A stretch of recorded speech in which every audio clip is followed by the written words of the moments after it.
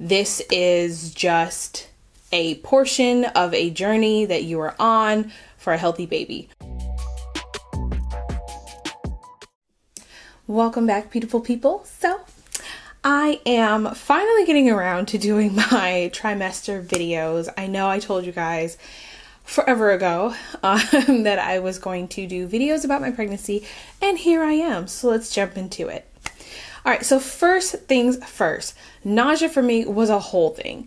Please understand, nausea doesn't happen for everybody, but for me, it was a thing. It wasn't severe, but it was like triggered. It wasn't constant, but it was triggered. So the best advice that I got was, and I have my laptop here, so if you see me looking down, it's just because pregnancy brain and I want to make sure I'm remembering everything. Anyway, the best advice I got was eat what you can, but don't be unreasonable. Don't be paranoid, and make sure, if anything else, you're keeping down your prenatals and getting plenty of fluids. So I got to the point where I couldn't really eat food at home. It's something about the oil, the smell of the oil, cooking oil, whether it be canola oil, olive oil. I think we were using grapeseed oil at the time. All of it made me nauseous, and it was a whole no for me. It was just a no. I went through about 2 weeks where Burger King, Whoppers and Whopper Juniors and my craving for fries. It wasn't even like a craving for fries. No, I'll say it's a craving for fries. That's probably been the most consistent craving my entire pregnancy.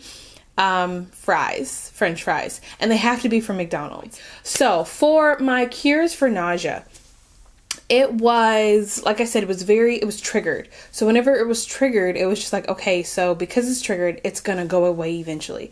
But sometimes I didn't have time to wait for it to just go away, you know? So here are the remedies that I use that worked for me, and I wanted to share them with you guys. And hopefully they work for you guys. Again, mine was a trigger-based nausea, so I didn't need a long-term remedy for my nausea. So these for me were kind of temporary fixes. But if you need something more long-term, or if it gets really severe, definitely talk to your doctor, because they have anti-nausea medicine for that purpose. Okay, anyway, so peppermint, whether it be tea or candy, or even smelling it sometimes would just help clear up the nausea a lot better. Using a peppermint oil diffuser, peppermint oil in your diffuser can actually help. But peppermint, I don't know what it is, and not even spearmint, but like peppermint was it helped me significantly. Like, I don't even know how to explain it. So whenever I would go to class or everything, because in my first trimester, I was in fall semester. Whenever I went to lab or class, I had to keep peppermints with me for multiple reasons. But mainly for the nausea. Ginger. So ginger definitely was a helpful, thing, I guess, if you want to call it. One of my good friends, she was like, Ginger, just try ginger. And so she actually, bless her heart, she sent me a whole bag of like ginger instant tea. If I can find a picture of it, I'll put it up for you guys. But yeah, it's like all you need is warm water or hot water, and it's just like packet of ground ginger, and it has like its own like little bit of sweetener. It's not a whole bunch, not a lot of calories. But it's like a huge bag full of it, and they're individually packaged. And so whenever I would get nauseous, my husband would pour that for me and make it for me to make like a ginger tea. There's also ginger soda. We all know that ginger ale typically is what people grab when they have stomach aches, and it's no different for nausea. For me, at least, it definitely helped. And there are ginger candies.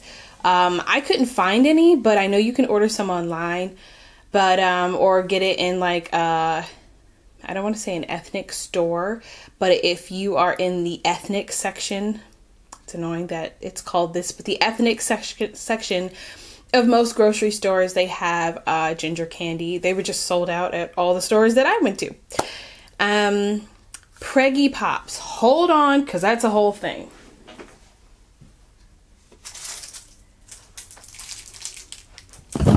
Okay, So these little candies right here, like, I don't know if you guys can see them, but they're Preggy Pop. They're called Preggy Pops. I believe it's the whole brand, but these are Preggy Pop drops. They actually have like pops that you can suck on. These did not really work for me as much as peppermint did. And they're kind of expensive as opposed to just buying a bag of peppermint candy. But a lot of people swear by these. So when my nausea got really, really bad, these actually would work, but not for my mild nausea. Don't even know why that makes sense. It's hormones, whatever. I don't ask questions. Lemon water. So just lemon anything, honestly. Lemon flavored candy, lemon flavored water. I even have my lemon flavored water right now. But that's more so to help with bloating. Lemon flavor or putting lemon in your tea, that definitely helped with my nausea. And yeah, candy, tea, food. Yeah, lemon anything for me was just, except for Luna bars. Oh, those lemon Luna bars were nasty. Anyway, but yeah, so the best thing that you can tell yourself when you are this nauseous is it won't last forever. I know some people whose nausea lasts their entire pregnancy. I know some people whose nausea lasts like mine, like the minute my first trimester ended, like the day my nausea was like gone. It was only really bad for about 2 weeks, and I didn't throw up the entire time. I threw it once, but that's because I was brushing my teeth and I was already nauseous, and so, you know, gag reflex and all that. But it wasn't a direct result of being just overly nauseous. And yeah, so in that time frame, just before I wrap up, I lost about 20 pounds within my first trimester. For those of you that haven't watched my Nexplanon series video, unashamed plug, I was already trying to lose weight. So losing it in this way was not my goal, but I wasn't entirely mad because I was a little heavier than I was supposed to be. I made it up to about 170,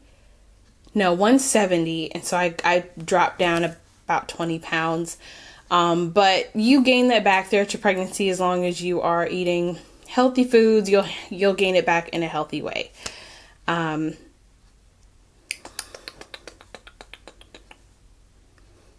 So one thing that I had to encourage myself is, Haley, this is not going to last forever.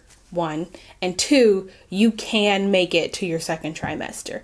This is just a portion of a journey that you are on for a healthy baby.